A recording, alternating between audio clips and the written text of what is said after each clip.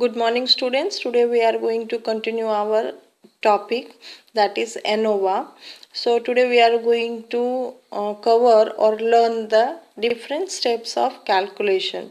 So yesterday we have seen almost 3 to 4 points or 3 to 4 steps of calculation. Today we are going to continue the rest of the step. So the topic Anova is from the semester 3 paper 2 and unit 4. So till now we have covered almost 90% of the paper 2 unit 4. Unit 4, that is statistical aspect. So within 1 or 2 lectures we are going to or you can say that 3 to 4 lectures we are going to finish the unit 4, that is statistical aspect. So coming up to the working procedure, the procedure which is followed for the calculation of Anova is not a direct method, but the shortcut method is applied over here. Because these direct methods are lengthy as well as time consuming, so it is avoided and shortcut method is utilized. So yesterday we have seen certain steps of calculation. We have to follow these steps one by one and then we have to reach to the conclusion. So the first step we have already know that set up null hypothesis or the alternative hypothesis. Next is we have to calculate the t value. Then only we are going to calculate the t square by n value, that is said to be the correction factor. Next we have to calculate the sum of the square deviation, that is total. T stands for total, S stands for sum of square of deviation. Sum of square of deviation of total value. And we reached till the fifth step, that is then we have to calculate the SSB. What is SSB? SSB is nothing but the sum of the square of deviation between the sample. So B stands for between the sample. Between the sample. So we have completed till here. Now we are going to continue the next step, that is we have to calculate the sum of square of deviation within the sample. So how to calculate the sum of the square of deviation within the sample, that is SSW, sum of square of deviation within the sample. W stands for within the sample. So it can be estimated after calculating the SST and SSB. So here we have calculated SST and here we have calculated SSB. So next is that we have to find out the SSW. Next is that now we have to calculate mean square deviation between the sample. Means we have to calculate the MSB. What is MSB? Mean square deviation between the sample. So how it can be calculated? It can be calculated by dividing the SSB by the degree of freedom. Degree of freedom, it is denoted by V1 and it can be estimated or calculated by means of K minus 1. What is K? K is the number of observation minus 1. That will gives you the degree of freedom. So when we used to divide the SSB, sum of square of deviation between the samples divided by V, that is degree of freedom, then we can calculate the MSB. What does the MSB stands for? Mean square deviation between the sample. So always remember that first we have to find out the SST, next we have to find out the SSB, next we have to find out the SSW, next we have to find out the MSB. Now here in the same case we have to calculate the MSW, that is W stands for within the sample. So in the same manner we have to calculate the mean square within the sample. Here we have calculated the mean square deviation between the sample. So B stands for between and W stands for within the sample. So similarly we have to find out MSB as well as the MSW. How it can be calculated? By dividing the SSW. What is SSW?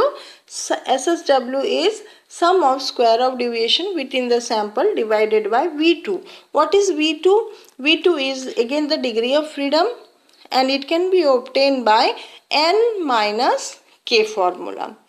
So when we are going to solve it one by means of step, then only you will come to know. Just now, just go through it what I am saying. So next step, that is 8th step, and that is nothing but the calculation of the F statistic. So how it can be achieved? It can be achieved by both the MSB and MSW. You know that these two values, that is MSB and MSW, are independent and unbiased estimates of the same population variance. Therefore, F can be calculated by means of dividing MSB divided by MSW. So you know what is MSB? Mean square deviation between the sample, and MSW is mean square deviation within the sample. So F can be calculated by means of dividing the MSB divided by MSW. Now freedom, degree of freedom, you know that it can be calculated by V1 is equal to K minus 1 and V2 can be calculated by means of N minus K.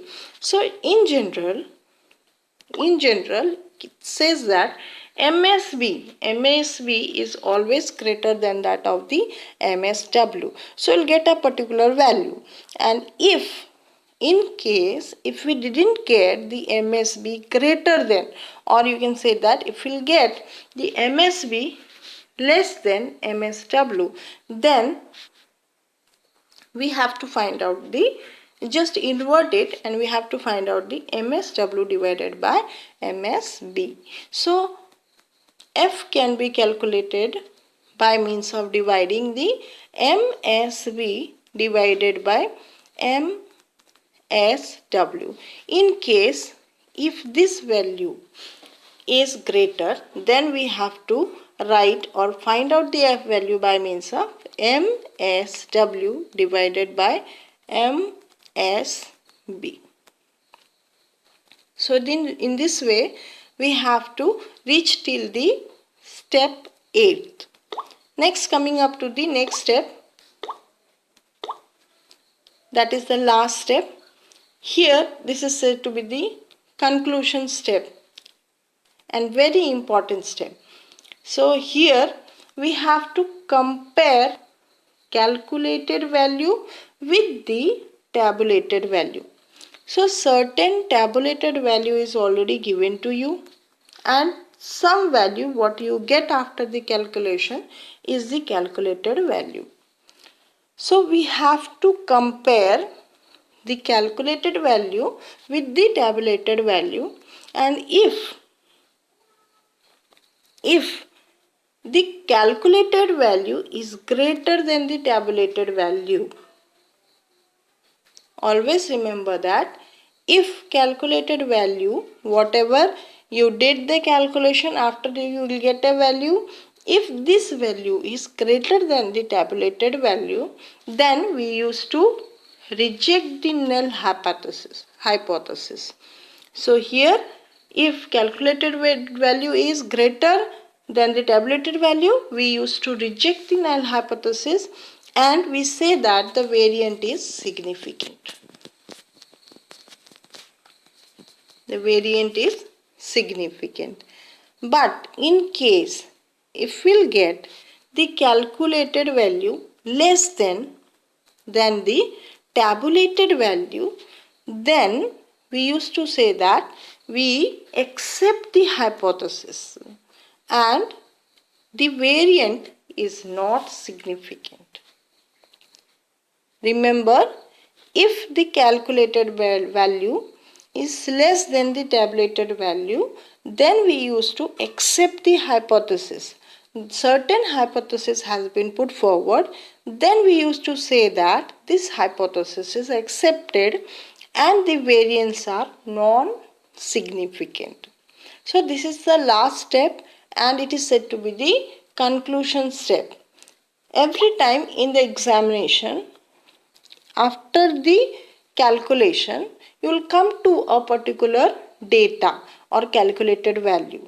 But this calculated value, it should be matched with the tabulated value, and then you have to come to the conclusion. Let us solve one example, and we are going to apply all these steps right from the first step to the ninth step one by one, and we are going to draw a conclusion. So the example which is given over here is that the following data are given. The following data give the yield on 12 plots of land in 3 samples under 3 varieties of fertilizer. So here we are supplied with the 3 varieties of the fertilizers. Consider first one will be the A variety, next is the B variety, and the third one is the C variety. So 3 varieties of fertilizer is applied over here, and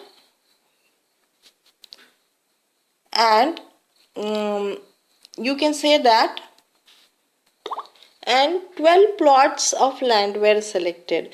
From these 12 plots of land, 3 samples were selected. Under the here 3 varieties of fertilizer is utilized. So these samples are collected from the 12 plots where 3 different variety of fertilizer are utilized. So what is the question given to you is that, is there any significant difference in the average yield of a land under the 3 varieties of fertilizer?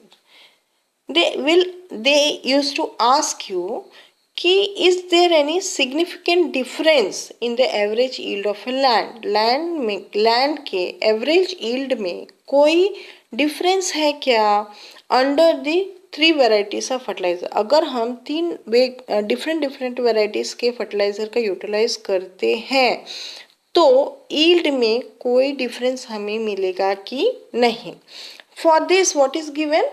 E is given that F at DF क्या है 2N9, 2N9 2 different DF is already given to you. At significant level कितना है 5%, that is 5% significant level पर F की जो value है 4.26 है. Normally we used to take 5% of significance, and here what is the F value given? F value is nothing but the 4.26.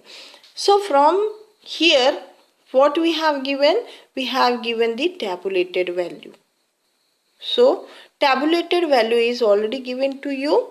You are also given the DF value, first one as well as the second DF value. The first value is 2 and next value is 9. And F value is tabulated F value is also given, that is 4.26 at 5% significant level. Now we have to go to the calculation. We have to follow each and every steps of the calculation and then we have to calculate it. Now, so we have to plot a table and we have to select the sample. So we have to draw almost 6 column, that is for sample 1 or you can say the sample A, sample B and sample C. So these 3 varieties or 3 different samples are taken. First we have to write down X1. So what is X1? 25, 22, 24, 21. Similarly, here also 25, 22, 24, 21. So these are the four different samples are given. Datas under the same sample is given. Next, under the B samples, similarly we have to write down under the B sample, that is writing starting from the 20 ending with the 19. Here also we have plotted this one, that is starting from 20 ending to the 19. This is x2. What is this? This is x1. Next, coming up to the variables, that is x3. It starts from the 24, ends at 20. So here it starts from the 24 and ends at 20. So what is the first step? First we have to set up the null hypothesis and the alternative hypothesis. So first, what will be the null hypothesis? Null hypothesis is nothing but it shows that, or it asserts that there is no difference. It asserts that there is no difference between the sample statistic and population parameter. Statistic and population parameter.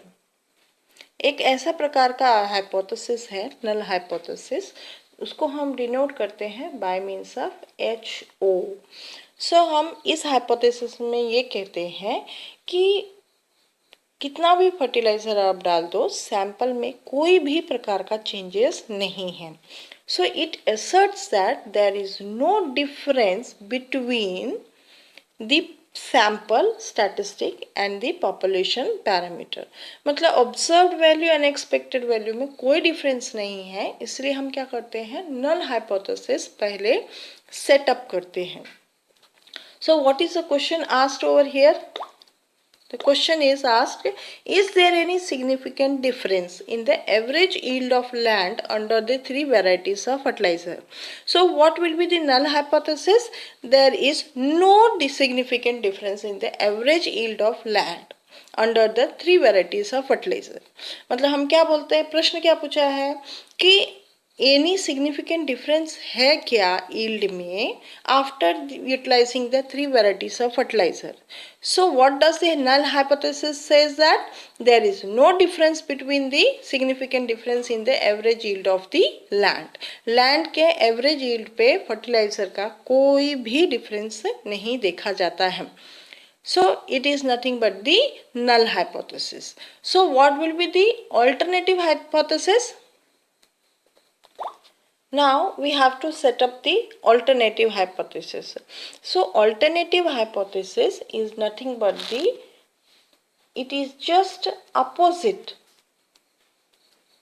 of null hypothesis.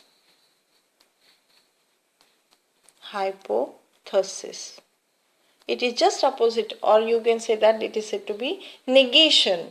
Opposite meaning that is negation. Negation is nothing but the meaning that is opposite. So we used to say the alternative hypothesis just opposite of the null hypothesis, and it can be represented by means of H alpha, or sometimes as H1, or sometime as HA. So it is nothing but the alternative hypothesis. And in other words, you can say that if null hypothesis is rejected, if we used to reject the null hypothesis, then we used to accept the alternative hypothesis. So if null hypothesis is taken, that what is the problem? The problem is, or the example is there any significant difference in the average yield? So what is null hypothesis? There is no significant difference. So what will be the alternative hypothesis? That is, the difference in the average yield is significant. Or you can say that the difference, or you can write it down as what is alternative hypothesis, or it can be represented as H1. So what is alternative hypothesis? The difference,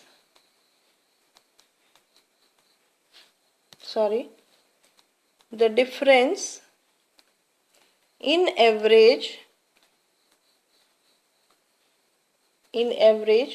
yield is significant. Means what? If we apply three different variety of fertilizer, then there is a change in the yield, average yield of the land. So this is the alternative hypothesis. So this is including in the first step. Rest of the step we'll see it on Saturday. Thank you for watching.